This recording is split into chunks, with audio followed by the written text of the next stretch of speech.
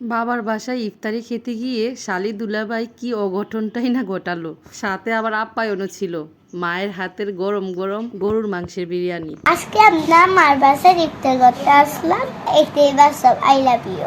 আহা আহা ইহি এটা তো শুধু অঘটনের ফার্স্ট নমুনা দেখলেন। আসসালামু আলাইকুম সবাইকে। গত ভিডিওতে অবশ্যই বলেছিলাম বাবার বাসায় ইফতারে দাওয়াত ছিল, এই জন্য আমরা বিকালেই বের হয়ে পড়লাম। টুনাটুনি একসাথে ঘুরেও আসলাম, সাথে তরমুজ নিয়ে আসলাম। পর্যন্ত দুলাভাইয়ের মাইন্ড অনেক ভালোই ছিল। এই তো আমরা টুনাটুনি ঘুরে ফিরে ইফতারের আগ মুহূর্তেই বাড়িতে চলে আসলাম। ততক্ষণ পর্যন্ত ভালোই ছিল, সবে তো শুরু। প্রথম শালি দুলাভাই একটু দূরেই ছিল, পরে দেখলাম শালি আবার দুলাভাইকে দেখে মুচকিও মারছে। এই মুচকি খেলা দেখতে দেখতেই আমাদের ইফতারের সময়টা ঘনিয়ে আসলো। আসেন মায়ের বাসায় ইফতারির কি আয়োজন সেটা আগে দেখি। তরমুজ, আনারস, সাথে ভাজা পোড়া না থাকলে তো ইফতারি হয় না, তাই না? যাই হোক, ইফতারির আগ মুহূর্তে সবকিছুই সাজানো হচ্ছে। আর এই মেয়েটা কিন্তু রোজা ছিল, শুধু তরমুজই খাচ্ছে। আপনারা কিন্তু মাইন্ড করবেন না। ওমা, খাওয়া দাওয়ার কিছুক্ষণ পর দেখতে পেলাম মুচকি থেকে শুরু হয়ে গেল ভেঙ্গানি। এমন শালি থাকলে দুলাভাইয়ের যে কি নাজেহাল অবস্থা হয় সেটা কি আপনারা বুঝতে পারছেন? যাই হোক, ইফতারির টাইম হয়েছে। ঠান্ডা ঠান্ডা এক মগ লেবু শরবত খেলাম, সাথে খেলাম খেজুর আর আমার পছন্দের বেগুনি। মানে এক এক করে খাওয়া দাওয়ার আইটেম চলছে শালি দুলাভাইয়ের দুষ্টু মিষ্টি ঝগড়া, আমার মায়ের হাতের গরম গরম গরুর মাংসের বিরিয়ানি। আহা, এটা কি মিস করার মতো। টুনটুনিরা সহ সবাই মিলে একসাথে ইফতার করে নিলাম। এরই মধ্যে শুরু হয়ে গেল তুফান।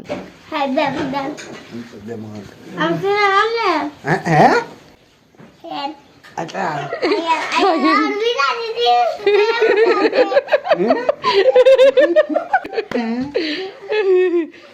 দেখলেন তো, খাওয়া দাওয়ার মধ্যে শুরু হয়ে গেল ধুমধারাক্কা।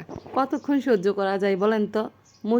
মুচকি থেকে ভেঙ্গানি, আবার মাঝে মধ্যে আমার জামাইকে থ্রেটও দেওয়া হচ্ছে।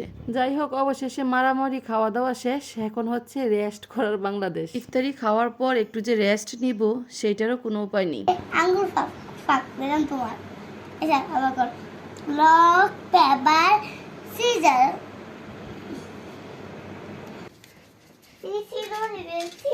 শালি যে কত মধুর সেটা আমার জামাই এখন হাড়ে হাড়ে টের পাচ্ছে। তাদের ঝগড়াঝাটি আর কখনোই শেষ হবে না, আর আমাদের রেস্টও করা হবে না। তাই আমরা কোনো রকম চাটা খেয়ে রওনা দিয়ে দিলাম বাড়ির উদ্দেশ্যে। আমাদের অনেক দাওয়াত খাওয়া হয়েছে। এই যে দেখেন, আমাদেরকে বিদায় দিতে আসছে এই বাদুর।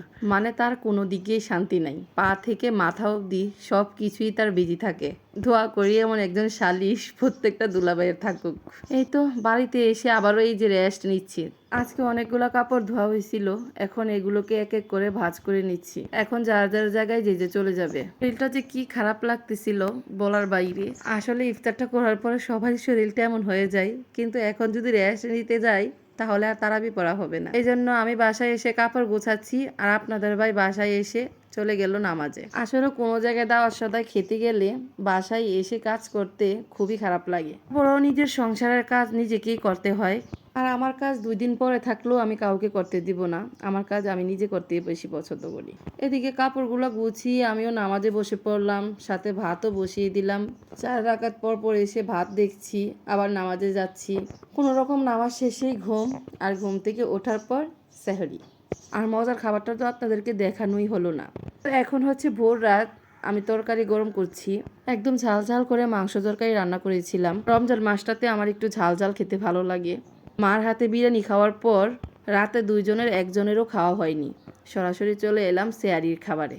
আচ্ছা, আজকের ভিডিও লাস্ট পর্যায়ে কিন্তু মজা আছে, লাস্ট পর্যায়টা অবশ্যই দেখে যাবেন। সবাই ভালো থাকবেন, সুস্থ থাকবেন এবং আমাদের জন্য দোয়া করবেন।